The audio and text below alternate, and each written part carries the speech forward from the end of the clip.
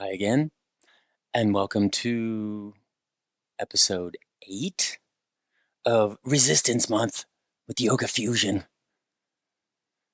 So, I thought we'd do the last week of resistance against gravity by reviewing the bridge, the figure 8. And maybe you're wondering, why are we reviewing this again? I just want new material. It's so boring. Well, I'm going to have to ask you, do you feel like you've mastered that? Because I know I haven't. And the goal is not to do a position perfectly. And also, the figure 8 is one of the most difficult positions that we can do. To really gain control of your pelvis in very specific ways is extremely difficult.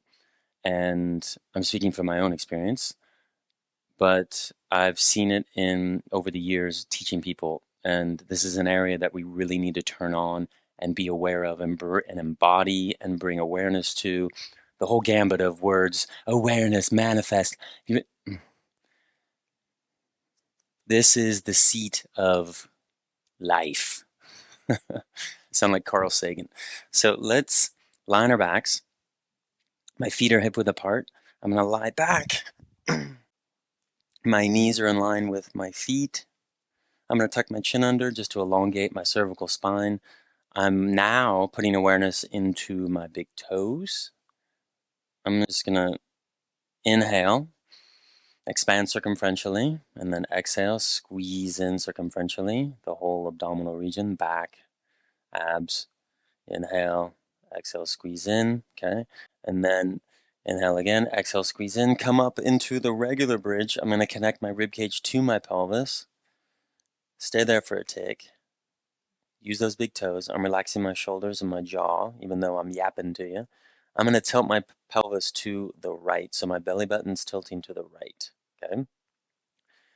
We're just going to stay here isometrically. I'm going to feel what muscles need to be activated to maintain this tilt.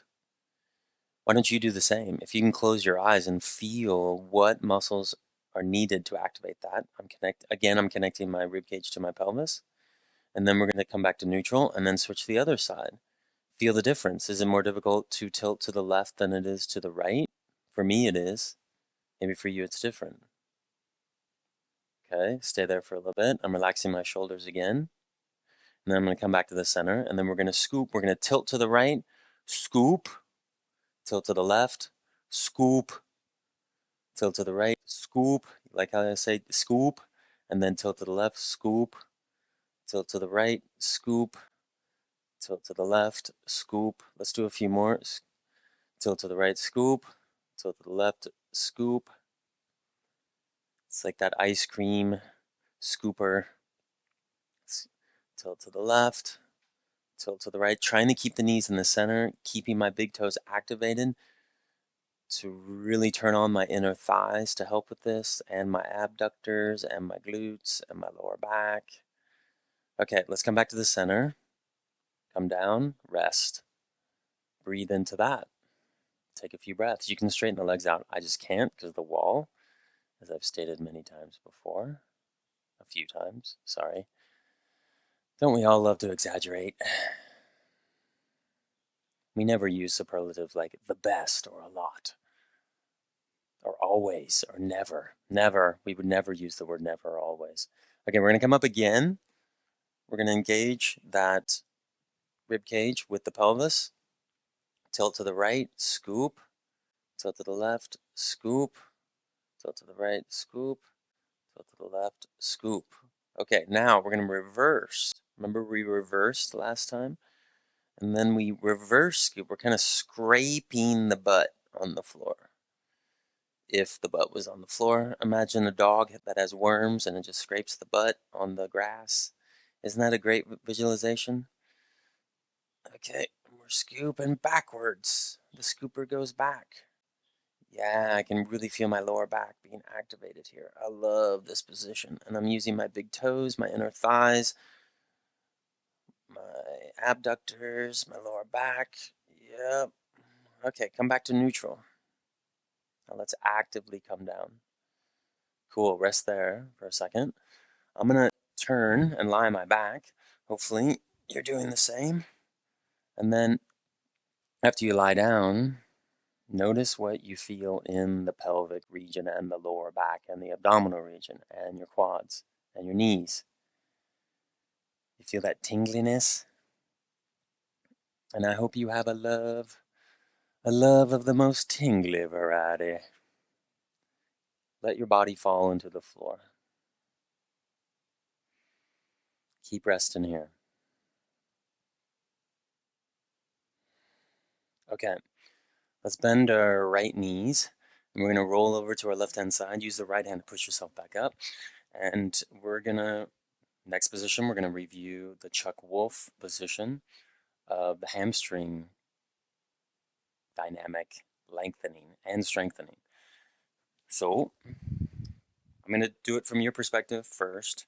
So we're going to do this really slowly, just the review first. We're going to bring the right foot back. It's about 45 degrees. If you want to go 90, you can, but I would recommend 45. We're going to bend the right knee. That way we pull those tissues long in your hammies, IT band, and then those glutes. And then the left foot, you're in dorsiflexion. Now, remember dorsiflexion? That's when the dorsal part of your foot, the top of your foot, is up. Toes to the nose. Heel on the floor, but those toes are up. Okay? This front leg is straight. So we're just going to do that, and then we're going to just drop the left arm. The chest rotates to your right. We're just going to stay there for a second. Feel that stretch.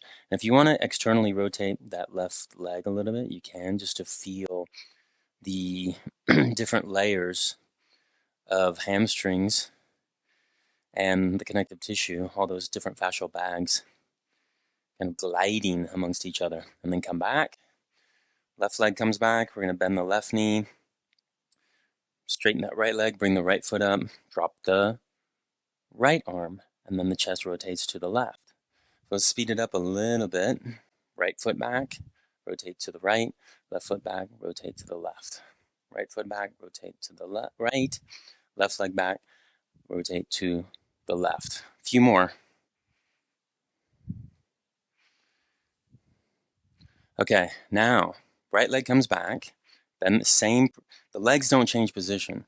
It's the rib cage that rotates to the opposite side. So the rib cage rotates to the left. Then we're going to bring the left leg back, rib cage rotates to the right. Now,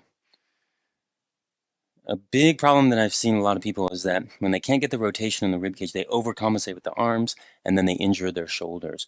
So let's just try to relax the arms just a little bit and just discover your range right now. If you're feeling pain in your left shoulder, that means you're rotating maybe too much. Okay? And then we're going to rotate to the opposite side with the left leg back. And go slow. First few times, you're just trying to discover your safe range. How far can your rib cage rotate? The goal is not to rotate as far as you possibly can, because that's when you injure yourself. You discover your end range and then play within that. I really like this alternate rotationary aspect because I can get the lateral aspects of my hamstrings. I can feel the outer edges of my hamstrings lengthen and strengthen.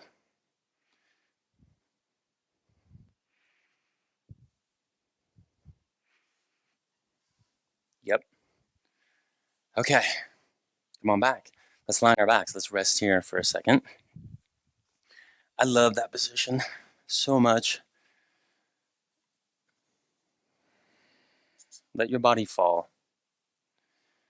Do you feel the tingliness in your hamstrings? Do you feel the activation, the blood flow? Maybe you don't. Maybe you feel it somewhere else. Maybe you feel in the hip flexors, some tightness in the front. That's showing you, okay, I have some restrictions in my TFL or my psoas or the list goes on and on. It's about just feeling your body. And now we're feeling how to let go and to exist within gravity and let gravity let us fall into the floor. Okay, slowly bend the right knee, roll over to your left-hand side again. Use your right hand, come on up. let's jump up into the gray cook balancing position. So I'll show you I'm going to show you from a few perspectives. Just to review, remember both feet are in line. The right leg is back. The left foot is forward. And watch my back foot. It's straight, it's not curled. If it's curled, there may be some tightness that's pulling your foot into that internal rotation there. I won't go into it now.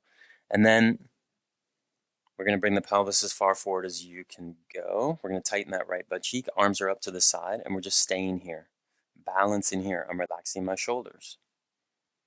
Okay, now, watch my thumbs. My thumbs, I clench my fist, but not too tightly. My thumbs are facing each other like this. It's like I'm holding a staff or a paddle, a kayak paddle.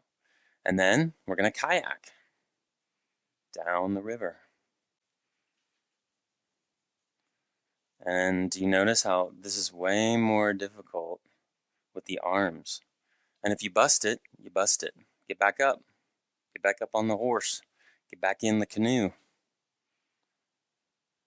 Float on down the Colorado River. Or the Rio Grande. Or the Guadalupe. And just rowing, paddling, feeling for me, it's my left big toe. I'm going to turn around. Keep going. I'm just showing you from the front. And my left big toe is shaking because it's trying to stabilize. And the intrinsic muscles of my foot, the bottom of the feet, the deep muscles of the feet, that's the start of the core. They're trying to figure out how to balance. And so it's good. It's strengthening it. Neurologically, I'm teaching my big toe how to create balance. And then I'm relaxing my face because I noticed my forehead was tensing. One more. Good. Come on back. Let's squat here. Take a few breaths. Now, if you kept falling, you're not a failure. You're not a loser. That means that you need to practice this position more because you need to teach your system how to balance properly. And this is especially important for all ages, but mainly when you get older, because you don't want to bust yourself and break your hip. My dad did that a year ago because he doesn't have good balance. And if you're watching this, sorry, love you, but you need to improve your balance. Okay, so my right foot is forward. I'm going to bring my pelvis forward. I'm going to bring the arms up to the side. Check out the balance here. Tighten my left butt cheek. And then we're going to start to row. Now, keep going. I'm going to show you this from a few perspectives.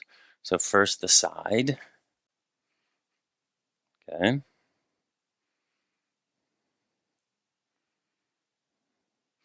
Merrily, merrily, merrily, merrily. Life is but a... Okay, now I'm going to show you from your perspective.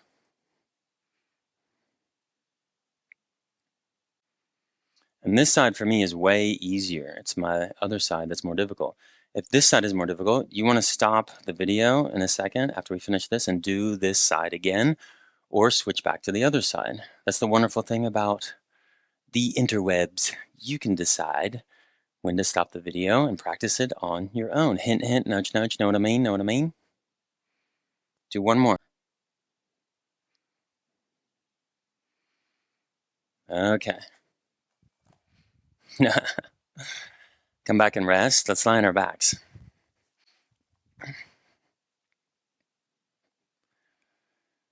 Notice what you feel here. I feel it in the outer, my lateral hips, the abductors, the glute med, the minimus. I also feel it in my knees, my big toes. Why are we lying down, taking it? I want to keep going, Rob. We got to push it. Yeah. Keep disassociating from your body, folks. Smell that? Smell that sarcasm there? Feel your body. Okay. Bend your right knee. Let's rotate to the left again. We're going to come on up and we're going to come into the back lunge. Now, let's review the back lunge again. So we're going to bring the right foot back, sorry, the left foot back, and we're going to bend this left knee. I'm going to put all the weight on this left leg. You test that if you've got that weight by lifting the right foot up. You don't have to do that every time. We're just testing it out right now. Okay, I got it. And remember how we brought the arms up?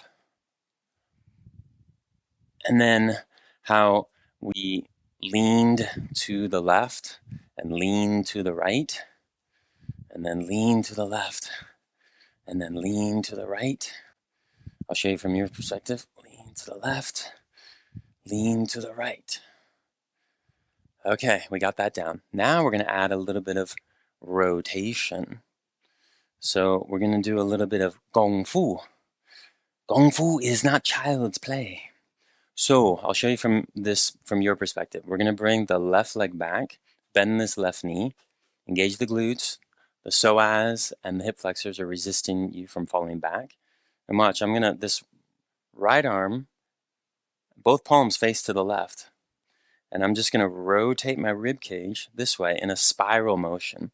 And then the right foot comes back. I rotate the rib cage to my right in a spiral motion. I'll show you from the front. Okay? It's like the Matrix. Remember when he goes back like this? It's kind of like that. Keanu can move, actually. You can tell he has good body awareness. His Wing Chun is very good. Be like water, shapeless, formless. You put water in a cup, it assumes the shape of cup, no? Bruce Lee was the man. Okay, so we're adding that spiral movement. Now, the left leg comes back, we're spiraling to the left. Right leg comes back, we're spiraling to the right. Okay. Now, when I spiral to my left, my right arm comes up, my left arm comes back. I'm making sure this left foot is straight. Okay, the arm is up high. Watch this. I'm going to spiral low. Spiral low. And you may feel a difference in your hip when you do this.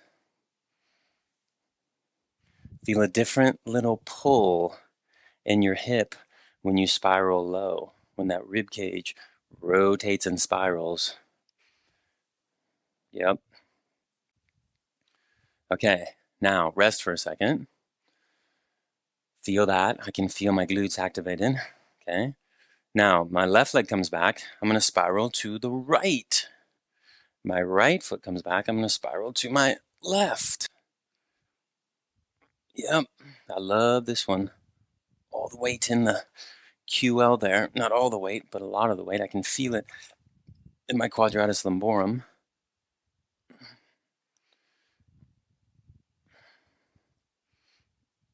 Yep. Oh, I like this one a lot. The lateral aspects of the hamstrings are really being pulled long and strengthened and resisting that spiral pull. All movement is spiral, folks. That's why the great Kung Fu masters were correct. And most martial artists, they know that movement is spiral. I love this movement. Okay, come on back. Let's rest. Now, I didn't bring up the breathing. Again, that's up to you to figure out proper breathing. Let's lie on our backs while I talk about this just a little bit. Now, for that back lunge, when we come back and your body's resisting, think about it. Circumferentially, what do you want to do? You want to engage that core. So you want to exhale and squeeze circumferentially to protect the lower back when you come back. So when you practice that again, see if you can engage that. Let your body fall here.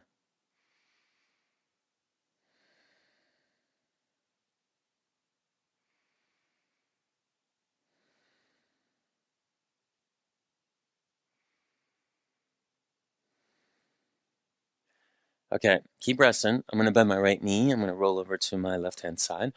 And we're going to finish with extension again, back bends. Squatting back bend. Yep. Can't get enough of this. Don't stop till you get enough. Keep on. So, knees are hip width apart. Feet are straight. You can curl the toes under. Check out my dirty feet. I'm going to place my palms on my butt. I'm going to turn this way, actually. I'm going to engage everything in the front of my body. I'm going to engage my abdominal region circumferentially. I'm going to tighten my butt. I'm going to bring my chest up. And then I'm going to engage the muscles in the front of my neck. And remember, I'm not just dropping back. I'm trying to maintain equal distribution of weight between the front part of my body and the back part of my body. And then I push that chest forward. I'm relaxing my forehead. I'm pretending there's that string that's impaling me all the way down to my tailbone. And we're lengthening upward. Lengthening upward.